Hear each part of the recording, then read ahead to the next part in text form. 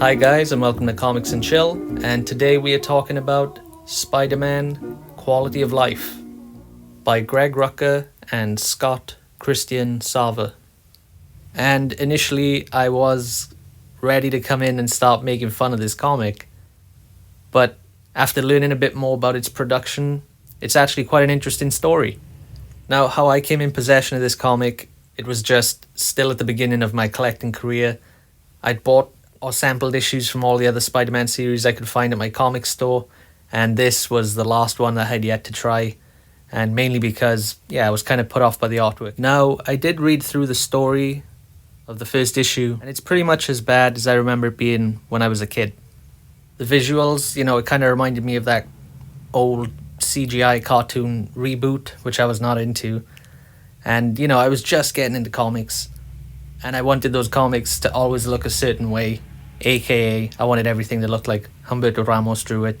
But this artistic style, this CGI style that they've gone with, just did not gel with the story that Rucka's trying to tell at all. So I was just interested in where Marvel and Greg Rucka and Scott Sava's heads were at whilst this was going on. And so I dug up some interviews. And the first interview I came across was from 2002 with Greg Rucka. I think it was hosted on CBR. And basically, they ask him about the series. He explains the gist of it, which is essentially an evil food company or seed company, a GMO food company like Monsanto. And I think the name is even Monano or something in this comic. Kurt Connor's wife has cancer and he is blaming it on this GMO food company. He loses control as the Lizard and tries to take him down. The food company hires an assassin to take him out, and Spider-Man gets wrapped up in it. That's quite a dark story, right? And Rucka comes from and has gone on to, he writes mainly crime-based stuff or high-concept sci-fi tech stuff. So already there's a question of why he would be paired with this artist.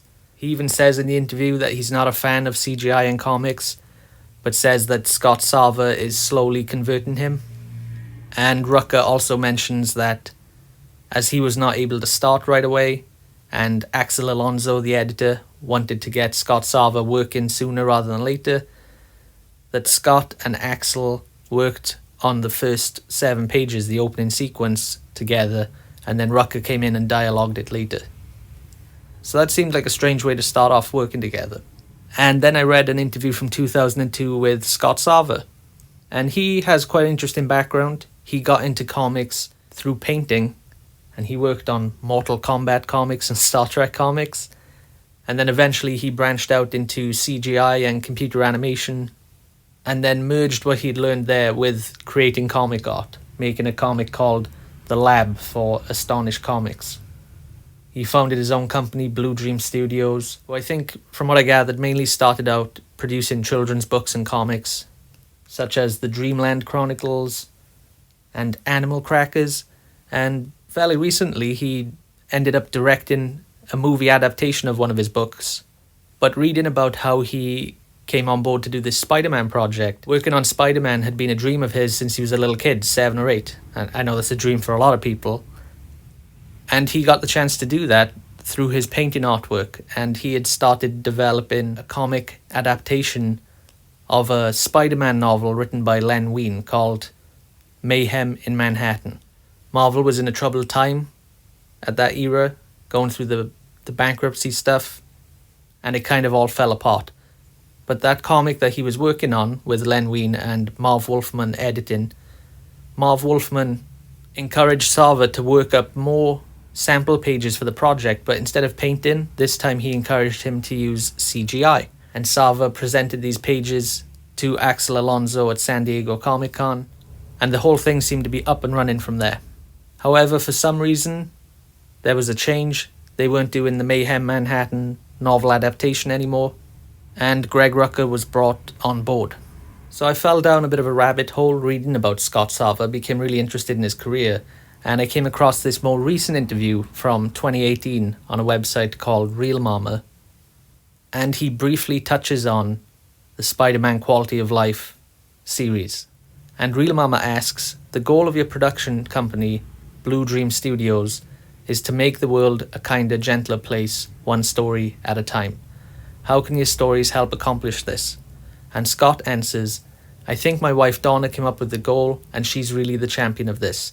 I think it came from the fact that we've been working in comic books for 20 years now, and have seen the heroes we grew up with get darker and grittier with each new iteration. When we had our twin boys 15 years ago, I had just finished a stint on Spider-Man, my childhood dream come true. We had to change writers at the last minute, and suddenly my kid-friendly Spider-Man story became about greed, death, hitmen, and cancer. Literal cancer. The writer killed off the lizard's wife. So I really think that this is just kind of a chaotic, jumbled mess. Marvel had a few different elements lying around. They had Scott Sava's original artwork and project that he was working on, a much more kid-friendly Spider-Man adventure story. They had Greg Rucka's evil GMO food company / cancer story. They probably already had money invested in this, and the movie was coming out, and they thought, let's smash these together and try to recoup what we can. In another interview, Scott does mention that Marvel gave him a generous budget to work on the artwork with. Also, he was working with a team of 5 people to produce the artwork. He had a guy working on backgrounds, he had a guy modelling interiors, he had another guy modelling characters, another guy rigging those characters, and Scott, who had worked up thumbnails from Rucka's script, was posing the characters in camera. And I think, although I'm not really interested in Rucka's story, I'm not going to read the rest of these. And I do like quite a bit of Rucka's work, especially Lazarus. I love that series. I do really feel bad for Scott Sava.